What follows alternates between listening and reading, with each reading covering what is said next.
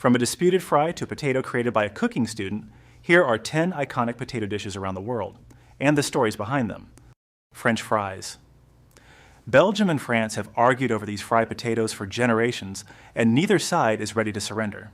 One Belgian legend says people near the Meuse River fried potato strips when winter froze the river and left them unable to catch fish. The French point to fried potatoes sold around Paris's Pont Neuf near the end of the 18th century. The evidence does not give us a clean winner, but Belgium certainly turned fries into a national obsession. Traditional Belgian frites are often fried twice, first at a lower temperature to cook the inside, then hotter to build a crisp, golden shell. Serve them in a paper cone with mayonnaise, and one of the world's simplest foods becomes serious cultural territory. Poutine. Poutine may be Canada's most famous culinary mess, and the word itself may even come from Quebec slang for a mess. It appeared in rural Quebec snack bars in the late 1950s, although several towns and restaurant owners still claim the invention. The earliest version was likely hot fries mixed with fresh cheese curds. Gravy arrived soon afterward, completing the combination now recognized around the world. The curds matter. They should be fresh, slightly springy, and famous for squeaking against your teeth. Hot gravy softens them without completely melting them, while the fries underneath move from crisp to gloriously soggy. Poutine began as inexpensive roadside food, but it now appears everywhere from fast food counters to restaurants serving elaborate versions with smoked meat, pulled pork, or foie gras. Causa Limeña? This bright yellow dish begins in the Andes, where potatoes were cultivated thousands of years before they reached Europe. Even its name may reach back to the Quechua word Causa, meaning life or sustenance, although other popular origin stories connect it to later wars and fundraising campaigns. In its modern Lima form, Causa turns seasoned mashed yellow potato into a cold, layered centerpiece. Lime juice and AG Amarillo give the potato a fresh citrus flavor, a golden color, and gentle heat. Between the layers, cooks may add tuna, chicken, avocado, or seafood, then finish the dish with olives and boiled egg. It looks almost like a savory potato cake, smooth, colorful, carefully shaped, and completely different from the hot, crispy potato dishes people often expect. Gnocchi. Gnocchi are older than the potato. Italians made small dumplings from ingredients such as flour, bread, semolina, or cheese long before potatoes arrived from the Americas. Potato gnocchi became especially important later in northern and central Italy, where the tuber could stretch a modest amount of flour into a filling meal. The basic idea sounds easy. Cook the potatoes, mash, or rice them. Add just enough flour to form a dough, then cut it into small pillows. But just enough is the trap.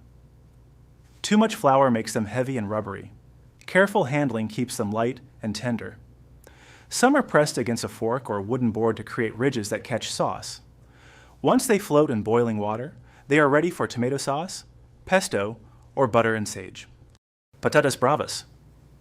These potatoes are called bravas, or fierce, because the sauce is supposed to bite back. The dish is closely associated with Madrid and appears to have emerged in the city's bars during the mid-20th century. Several establishments have claimed the invention. One famous Madrid restaurant patented its own salsa brava in 1959. The potatoes are cut into regular chunks, fried until crisp outside and fluffy within, then covered, or sometimes carefully drizzled, with spicy red sauce. Depending on the cook, that sauce may use paprika, tomato, stock, or no tomato at all. Some regions add creamy aioli, creating the familiar red and white finish. Patatas bravas are made for sharing, usually arriving as a topper with toothpicks, and the dangerous promise that everyone will take only one. Rösti? Before Rösti became a Swiss national symbol, it was breakfast for farmers.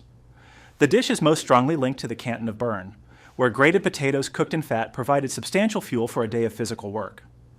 Rösti uses remarkably little: potatoes, salt, and butter, or another fat. The technique does the rest. The potatoes are pressed into one broad cake and fried until the bottom forms a deep golden crust, then flipped so the other side can crisp. Inside, the shreds remain soft and tender. Some cooks begin with raw potatoes. Others use potatoes boiled the day before. Cheese, bacon, onion, or a fried egg may join the plate. Rösti is so strongly identified with German-speaking Switzerland that Röstigraben, the Rösti divide, is a joking name for the country's cultural boundary. Latkes.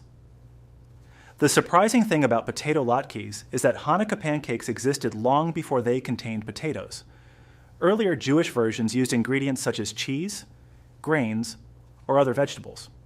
Potatoes became the star much later, after they spread through Eastern Europe and offered Ashkenazi families an inexpensive, filling ingredient. Grated potatoes mixed with onion in a binder, shaped into rough pancakes, and fried until the edges become lacy and crisp. The frying oil carries the central symbolism. It recalls the Hanukkah story of a small supply of sacred oil lasting for 8 days. Then comes a debate nearly as intense as the frying: sour cream or applesauce. One is cool and tangy, the other sweet and fruity, and many sensible people solve the argument by putting both on the table. Vada Pav.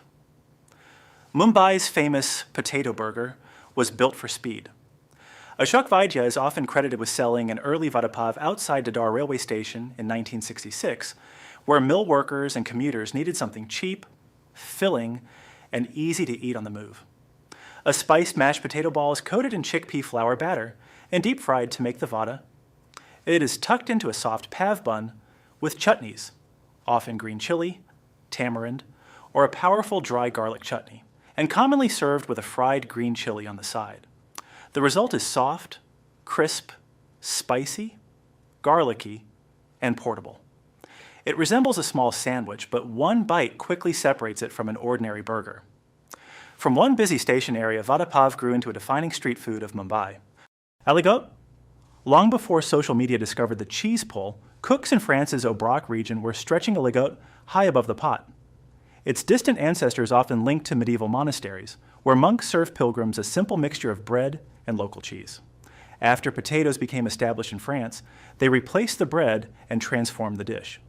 Modern aligot combines smooth mashed potatoes with butter, cream, garlic, and plenty of fresh local cheese, traditionally tome fresh.